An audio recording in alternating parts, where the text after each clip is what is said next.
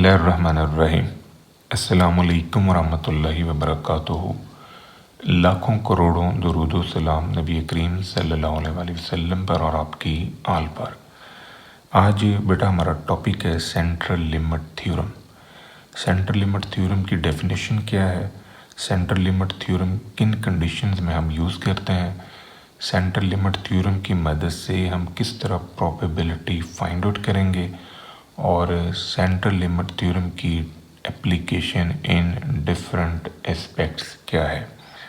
First of all हम define करते हैं कि सेंट्रल लिमिट थ्योरम एक्चुअली है क्या। सेंट्रल लिमिट थ्योरम को बेटा शॉर्ट फॉर्म में हम CLT लिख सकते हैं। CLT जो है ये डिस्क्राइब करता है कि सैम्पलिंग डिस्ट्रीब्यूशन ऑफ मीन, ये जो मीन है जो सैंपल से हमने निकाला है ये बेसिकली स्टैटिस्टिक है। तो ये जो मीन है इसका सैम्पलिंग डिस्ट्रीब्यूशन हमेशा नॉर्मल को फॉलो करेगा जब सैंपल साइज़ लार्ज इनफ होगा। यहाँ पर जो सबसे इम्पोर्टेंट पॉइंट है वो ये सैंपल साइज़ का है कि अगर आपका सैंपल साइज़ सफिशेंटली लार्ज है तो फिर उस सैंपल का जो मीन है वो नॉर्मल डिस्ट्रीब्यूशन को फॉलो करेगा।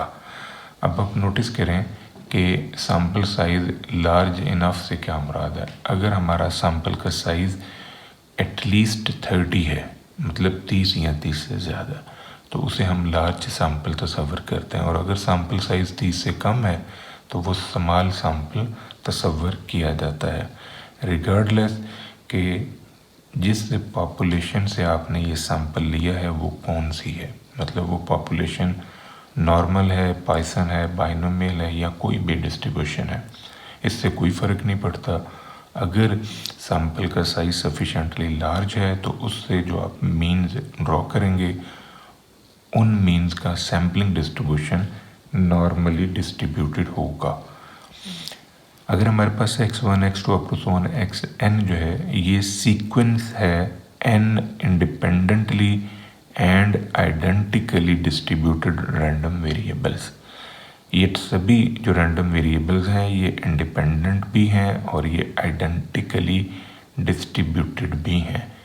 मतलब कि इन सभी का जो मीन है वो म्यू है और इन सभी का जो वेरिएंस है वो सिग्मा स्क्वायर है। तो इस सिचुएशन में हमने दो यहाँ पर z बनाए हैं।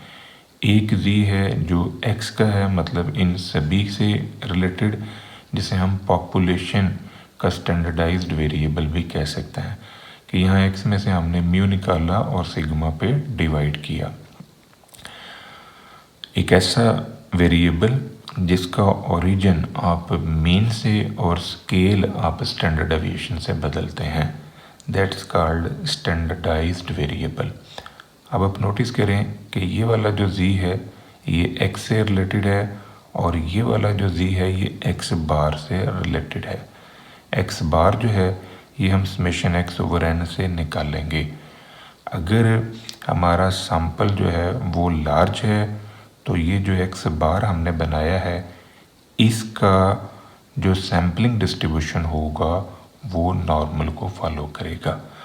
मतलब इससे जो हम z बना रहे हैं तो ये एक स्टैंडर्डाइज्ड वेरिएबल है, इसका मीन 0 और वेरिएंस 1 होगा कि z जो है ये नॉर्मल को फॉलो कर रहा है विद मीन 0 एंड वेरिएंस 1 जब n हमारा सफिशेंटली लार्ज है, यानी n टेंड टू इन्फिनिटी है। यही सेंट्रल लिमिट थ्योरम है। अब किन कंडीशंस में हम सेंट्रल लिमिट थ्योरम यूज़ करते हैं।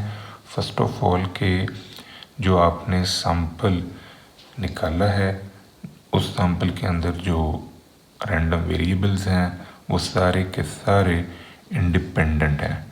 Random variables must be independent. Identically distributions means के जो वेरिएबल्स हैं वो एक ही डिस्ट्रीब्यूशन से आपने लिए गए हैं तो उनका जो पेरेंट मीन है और उनका जो पेरेंट वेरिएंस है वो फाइनाइट है और वो यूनिफॉर्मली डिस्ट्रीब्यूटेड, मतलब सेम मीन और वेरिएंस रखते हैं वो सभी वेरिएबल्स। इसके अलावा कि अगर सैम्पलिंग हमने विदाउट रिप्लेसमेंट से की है, मतलब जो सैंपल हमने निकाला है वो विदाउट रिप्लेसमेंट है। तो ऐसी सिचुएशन में जो सैंपल का साइज़ है no more than 10% of the population, जो सैंपल साइज़ है वो 10% से ज़्यादा नहीं होना चाहिए। अगर non independently identically distributed variables हैं, कंडीशन तो सेंट्रल लिमिट थ्योरम की ये है कि आपके जो वेरिएबल्स हैं वो इंडिपेंडेंटली आइडेंटिकली डिस्ट्रीब्यूटेड होने चाहिए, लेकिन इन केस कि वो नॉन इंडिपेंडेंटली आइडेंटिकली डिस्ट्रीब्यूटेड हैं तो फिर सेंट्रल लिमिट थ्योरम की जो जनरलाइज्ड वेरिएंट है वो हम यूज़ करेंगे। और उसके लिए जो स्पेसिफिक फॉर्म है डिपेंडेंस की कि जो उन वेरिएबल्स के दरमियान डिपेंडेंस है वो एक मखसूस नोयत की है, उसे हम यूज़ करेंगे। अब हम सेंट्रल लिमिट थ्योरम को डिफरेंट प्रॉब्लम्स को सॉल्व करने में यूज़ करते हैं कि प्रोबेबिलिटी हम कैसे निकालते हैं। आप नोटिस करें कि जी एक सिक्का है जिसको हमने 200 मरतबा टॉस किया और उस सिक्के के ऊपर जो हेड आ रहा है वो 80 to 200 तक है। अब ये हमने प्रोबेबिलिटी जो है ये फाइंड आउट करनी है। ये 80 to 120 है, ये गलती से मैंने 200 लिख दिया है, ये बेसिकली 80 to 120 है। अब ये सिक्का जो है ये हमने 200 मरतबा टॉस किया है, तो probability of head 1/2, probability of tail ये भी 1/2 है, पी और क्यू हमारे पास 120 है। आप नोटिस करें कि अगर आप इस क्वेश्चन में बाइनोमियल डिस्ट्रीब्यूशन यूज़ करें तो बाइनोमियल में फिर हमारा n जो है वो है 200, तो हमें 80 to 120 x की कीमतें रखनी पड़ेंगी बाइनोमियल डिस्ट्रीब्यूशन के अंदर, फिर जाके ये सॉल्व होगा। तो ये बहुत लेबोरियस और बहुत ज़्यादा कॉम्प्लिकेटेड कैलकुलेशंस पर मुश्तमिल होगा। हम उससे बचने के लिए यहाँ पर सेंट्रल लिमिट थ्योरम यूज़ करते हैं। अब हमने इसका मीन निकालना है। मीन हमारे पास है NP, तो n और p को मल्टीप्लाई किया, ये मीन आ गया। वेरिएंस NPQ है तो ये हमारे पास वेरिएंस, इसका स्क्वायर रूट ले लें तो ये स्टैंडर्ड डेविएशन है। हमने प्रोबेबिलिटी मालूम करनी है कि जो x है ये 80 to 120 है। अब x का हमने यहाँ पर प्रोबेबिलिटी फाइंड आउट करनी है, तो यहाँ जो हम z बनाएंगे वो इससे बनेगा x minus mu over sigma. तो अगर x बाहर होता तो फिर z बनाने के लिए हमने ये फार्मूला यूज़ करना था। ये इंपॉर्टेंट कॉन्सेप्ट है, ये आपने जहन में रखना है। जहाँ x बार का जिक्र होगा वहाँ पर ये फार्मूला, और जहाँ खाली x है वहाँ पर ये फार्मूला। अब हमने z स्टैंडर्डाइज्ड वेरिएबल बनाना है, तो इसमें से मीन निकालें 100 और सिग्मा स्क्वायर रूट 50 पर डिवाइड कर लें। ये हमने दोनों तरफ z में वैल्यू को कन्वर्ट किया है। अब इसका जो न्यूमेरिकल आंसर है वो आ रहा है -2.82 और इसका न्यूमेरिकल आंसर है +2.82। तो अब ये प्रोबेबिलिटी हमने फाइंड आउट करनी है। लोएस्ट पॉइंट हमारा -इन्फिनिटी है, -इन्फिनिटी से हम 2.8 तक जाएंगे और फिर उसमें से -इन्फिनिटी से -2.8 तक प्रोबेबिलिटी निकाल के माइनस कर देंगे, तो ये डॉटेड एरिया हमारा आ जाएगा। आप नोट करें कि ये बड़ी वैल्यू है, ये छोटी है, तो बड़ी में से छोटी निकाल दें। अब ये प्रोबेबिलिटी हमने क्यूमुलेटिव जो टेबल है स्टैंडर्ड नॉर्मल डिस्ट्रीब्यूशन का उसमें से ये निकाली है। तो ये है जी -2.82, -2.8 को आपने 2 पे देखना है, तो ये आंसर आ रहा है 0.0024। ये स्टैंडर्ड नॉर्मल का टेबल है जो डॉक्टर अफजाल बेग साहब की बुक से मैंने ये लिया है। अब दूसरी वैल्यू है 2.8 को 2 पे देखना, प्लस की है, ये 2.8 है, इसे अब 2 पे ले जाएं तो ये 0.9976 है। इन दोनों को माइनस करें तो ये हमारा रिक्वायर्ड आंसर है। नेक्स्ट है कि एक रैंडम सैंपल है जिसका साइज़ 100 है, आपने ये किसी पॉपुलेशन से लिया जिसका मीन म्यू और वेरिएंस 400 है सिग्मा स्क्वायर। ये मीन की वैल्यू है 60 और ये 400 वेरिएंस है। Use CLT central limit theorem की मदद से ये प्रोबेबिलिटीज़ हमने निकालनी है। अब आप नोटिस करें कि इनमें जो ये वाली प्रोबेबिलिटी है ये थोड़ी टेक्निकल है, तो इसको हम पहले सॉल्व कर रहे हैं। म्यू की वैल्यू है 60 और सिग्मा स्क्वायर 400 है, तो इसका सिग्मा आ जाएगा 20। इसका स्क्वायर रूट आपने ले लेना है। अब ये z बनाने के लिए चूँकि x बार है तो इसमें z हम बनाएंगे इस फार्मूला की मदद से, sigma over under root n, इस पे आपने डिवाइड करना है। तो ये जो मॉडुलस है, मॉडुलस का मतलब है -4 से +4, तो इसको आपने sigma over under root n पे डिवाइड किया। यहाँ भी, यहाँ पर भी और यहाँ पर भी ये ऑप्शन आ जाएगी। ये z आ गया -2, यहाँ से z आ गया +2।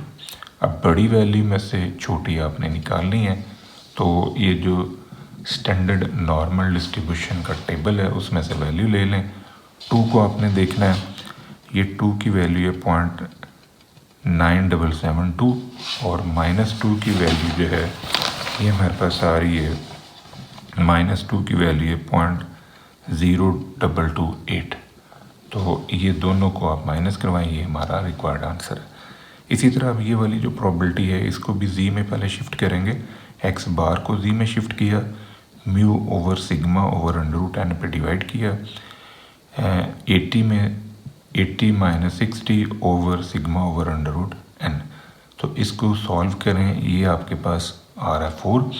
अब 4 या 4 से नीचे, तो 4 जो है ये हाईएस्ट फॉर्म है, 4 की वैल्यू टेबल में 1 है, क्योंकि नोटिस कर रहे हैं कि जो आपको टेबल दिया गया है इस टेबल में जो हाईएस्ट नंबर आ रहा है 4, तो 4 पर ये वैल्यू हमारे पास आ रही है 0.968। तो 0.968 अप्रॉक्सीमेटली 1 ही होता है, इसलिए मैंने डायरेक्ट 1 लिख दिया। नेक्स्ट है, अगर x जो है ये पॉइसन डिस्ट्रीब्यूशन को फॉलो करता है with parameter lambda is equal to 2, तो अब आपने ये प्रोबेबिलिटी जो है ये मालूम करनी है। यहाँ पर ये जो x कैप n है ये बेसिकली सम ऑफ वैल्यूज़ हैं, यानी x1 x2 up to Son xn जो आपने सैंपल लिया है 75 वैल्यूज़ का, उसके सम से निकला है। तो expected value of x mu है, वेरिएंस ऑफ x भी म्यू है। म्यू क्या है या लैम्डा क्या है, एवरेज है ये पॉइसन पैरामीटर के लिए जो नंबर है।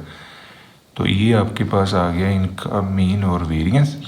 अब हमने मीन वेरिएंस निकालना है इस वेरिएबल का, तो इसके ऊपर एक्सपेक्टेशन अप्लाई करवा दें। यहाँ पर आपके पास 75 × 2 बनेगा, क्योंकि ये भी लैम्डा, ये भी लैम्डा, ये भी लैम्डा, तो सारे लैम्डा बाहर निकलेंगे। लैम्डा इंटू 1 + 1 + 1 अप टू सोन +1, तो ये 1 + 1 + 1 जो है ये n के इक्वल है, तो ये आ जाएगा 150। वेरिएंस इसका हम निकालेंगे तो ये वेरिएंस जो है 150 बनेगा। सेम एप्लीकेशन से variance of x1 plus variance of x2 up to so on variance of xn, चूँकि इंडिपेंडेंट है वेरिएबल्स इस वजह से इनका को वेरिएंस 0 बनेगा। तो इनको आप सॉल्व करेंगे, ये 70 × 2, 70 जो है ये n है, सैम्पल का साइज़ है। अब हमने z में शिफ्ट करना है डाटा, तो ये जो स्टैंडर्डाइज्ड वेरिएबल है x - म्यू ओवर सिग्मा का कॉन्सेप्ट हम यहाँ पर यूज़ कर रहे हैं।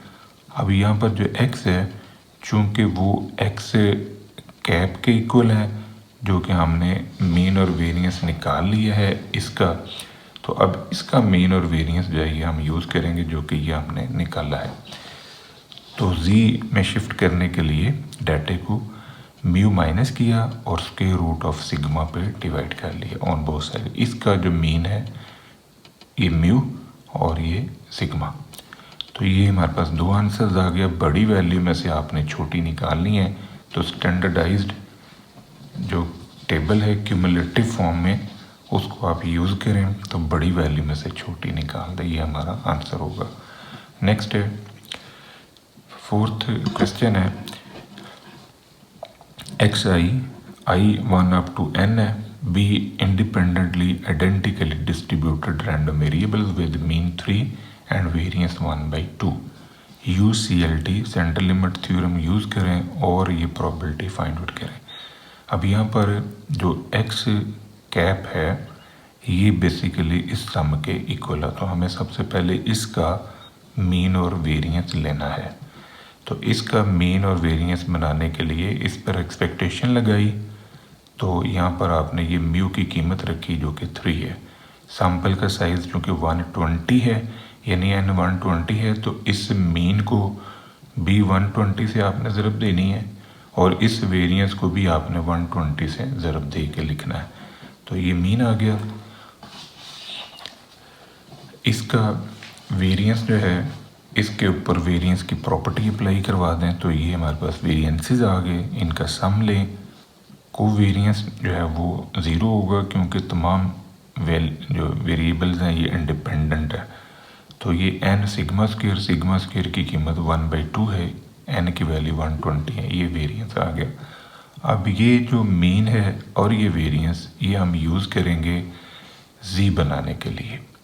यहाँ पर कीमत रखेंगे 360 और यहाँ पर 60 का स्क्वायर रूट। तो ये प्रोबेबिलिटी हमने निकालनी है, इसको z में शिफ्ट किया, इसे भी z में शिफ्ट कर लिया अकॉर्डिंग टू दिस फार्मूला। ये आंसर्स आ गए।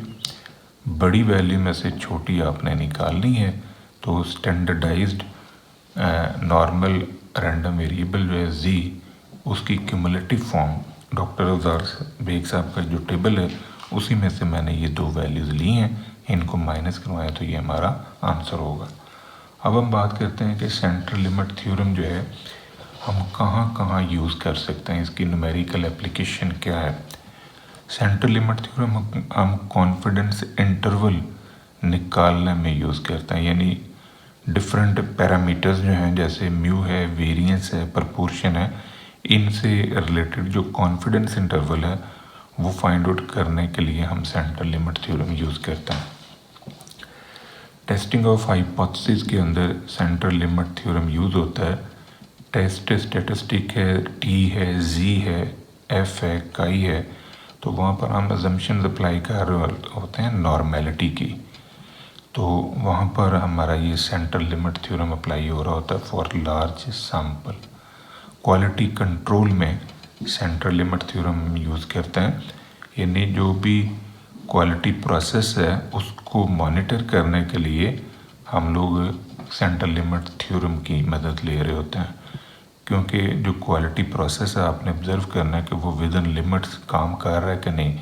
जहाँ पर लिमिट से बाहर इंफॉर्मेशन जाएगी वहाँ आपने उस प्रोसेस को चेंज करना है या उसको आपने मॉनिटर करते हुए फिर रोक देना है, क्योंकि वो आइटम जो है वो कॉन्फिडेंस लिमिट से बाहर चीज़ें जनरेट कर रहा है।